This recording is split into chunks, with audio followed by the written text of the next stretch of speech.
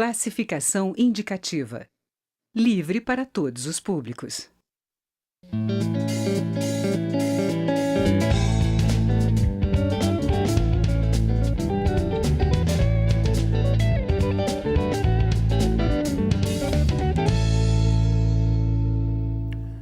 Do conjunto dos 81 senadores, só 11 são mulheres. Na Câmara, dos 513 deputados, a bancada feminina ocupa apenas 55 cadeiras. E olha que existem 6 milhões de mulheres, a mais do que o número de homens na população brasileira. Ou seja, as mulheres estão subrepresentadas, muito subrepresentadas nas casas legislativas. A deputada Sheridan, do PSDB de Roraima, acaba de assumir a presidência da Comissão de Defesa dos Direitos da Mulher na Câmara. Uma das bandeiras que ela já anunciou como prioritária é a aprovação de um sistema de cotas que comece a forçar o equilíbrio na representação feminina, tanto no Congresso Nacional como nas assembleias e câmaras municipais. A deputada está aqui com a gente e participa desta edição do Palavra Aberta. Deputada Gilmar, parabéns. Obrigada. Por ter assumido a presidência dessa comissão que é tão importante.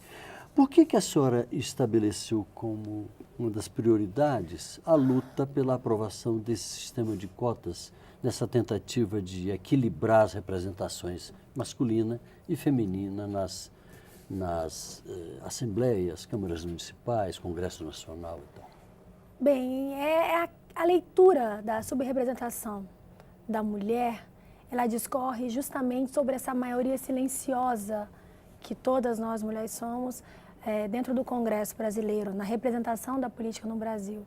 E é inquestionável, é indiscutível a necessidade de revermos esse número, considerando o regime democrático que nós vivemos e a necessidade da pluralidade, da democracia de fato acontecer dentro dessas casas parlamentares. Não há viabilidade de se implantar uma discussão acerca de temas relevantes que discorrem sobre a família brasileira, sobre a sociedade brasileira, sobre temas inerentes à população, sem representarmos aqui de fato o extrato da realidade, considerando que nós somos hoje mais de 52% da população do nosso país, nós mulheres. E eu acredito que a utilização de ferramentas de artifício, ainda que superficiais, porque são só leis, que com o tempo, a partir da aplicabilidade dessas ferramentas, a população começa a enxergar a necessidade de se primar por esse olhar, por essa consciência de se eleger mais políticas, mais mulheres para representar a população. Então, a cota é uma ferramenta que vem sendo discutida, hoje tramita na casa a PEC 134, que estabelece pelo menos os 10% numa leitura Essa PEC está no Senado ou está aqui? Ela está tramitando na casa e nós estamos trabalhando para o quanto antes ela voltar. Ano passado nós tivemos essa discussão e por pouquíssimos votos ela não foi aprovada. Ano passado não, na reforma em 2015, naquela primeira reforma em 2015. Sim. E hoje, nesse momento que se discutem algumas reformas políticas na casa, considerando que a reforma política ela é a mãe de todas as reformas, ela nasce justamente de quem vai pautar, dos que vão vir pautar as demais leituras e discussões sobre a sociedade, a gente também luta para que essa representatividade, esse start, pelo menos na condicionante de que tenhamos, a princípio, pelo menos assegurado, na próxima eleição, 10% de cadeiras reservadas a cada estado a mulheres. A gente acompanha aqui na Câmara já há muito tempo a luta por um espaço efetivo, por exemplo, na mesa diretora da casa. Mas essa luta ainda é tudo muito lento, né? Tem hora que até aborrece. Poxa, por que vai isso não é amparado por lei ainda. Existem estados hoje, 5 estados da federação não possuem cadeiras reservadas às mulheres. E 5 estados do Brasil hoje não têm mulheres eleitas. O Brasil ele está atrás no ranking mundial de representatividade de mulheres, atrás inclusive de países de religiões bem mais conservadoras, países que usam burca, por exemplo, que possuem um número muito maior de representações no parlamento de mulheres, e nós, o Brasil, uma democracia moderna, uma democracia tão jovem, não tem a mesma representação. O que é um contrassenso, né? Contradita tudo que nós pregamos, o espaço que a mulher tem ocupado na sociedade. A senhora debita essa desigualdade há um certo machismo que predomina ainda nos partidos políticos, por exemplo, na hora de estabelecer os candidatos que vão concorrer às eleições? O E não colocam machismo mulheres? associado a muitas fraudes que usurpam ali o cumprimento, a necessidade do cumprimento do que é estabelecido pela Justiça Eleitoral.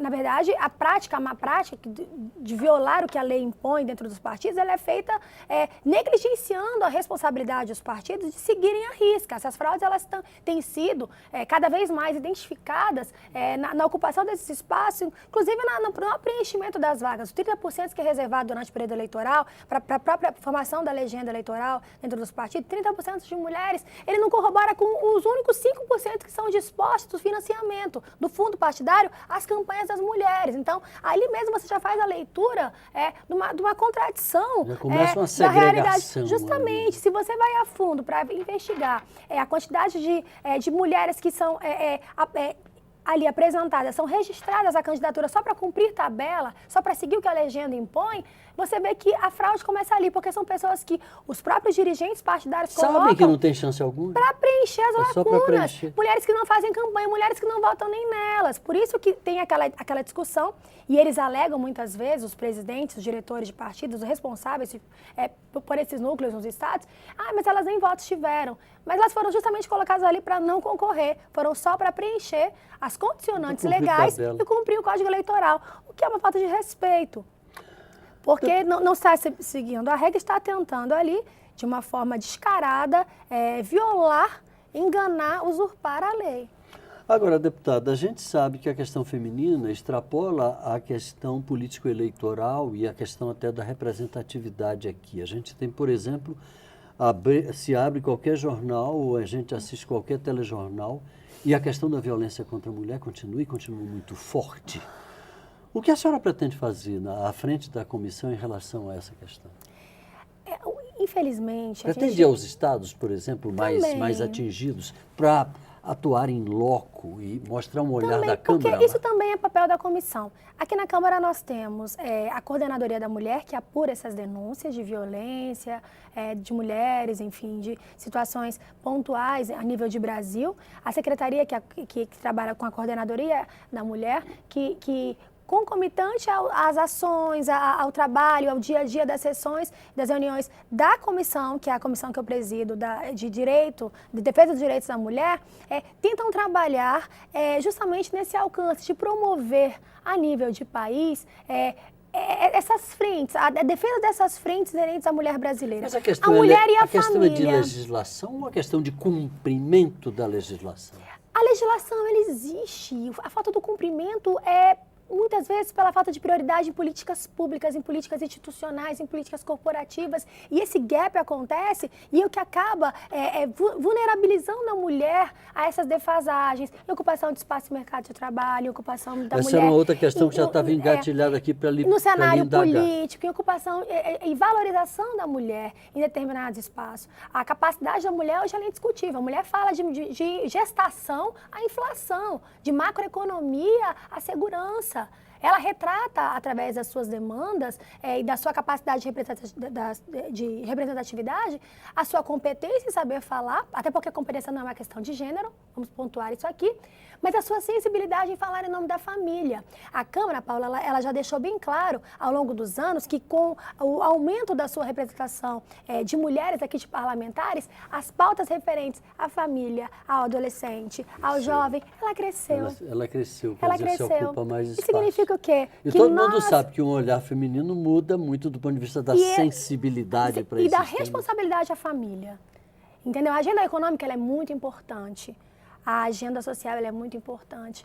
Agora, a agenda política, destinada a políticas públicas que compreendam a proteção, a segurança da família no país. Crianças, que são pautas de saúde, de educação, de promoção social, elas são indiscutivelmente... O olhar feminino é muito importante são muito importantes também. Deputada, sucesso lá na comissão, disponha do Palavra Aberta quando precisar. Estamos às sempre. A gente gosta ordens. muito de acompanhar esse tipo de tema aqui. Disponha. Obrigada, a gente está às ordens trabalhando para promover o maior alcance que pudermos através dessa grande ferramenta que é a comissão hoje, em valorizarmos e estarmos ao alcance, à altura, na verdade, da grandiosidade que é e da honra que é representar a mulher brasileira. Muito obrigado. Entrevistamos a deputada Sheridan, do PSDB de Roraima. Se você quiser assistir novamente a esta edição do Palavra Aberta ou qualquer outra edição do nosso programa, é só entrar no nosso site. Anote câmara.leg.br/Palavra Aberta, tudo junto. Um abraço, obrigado e até a próxima.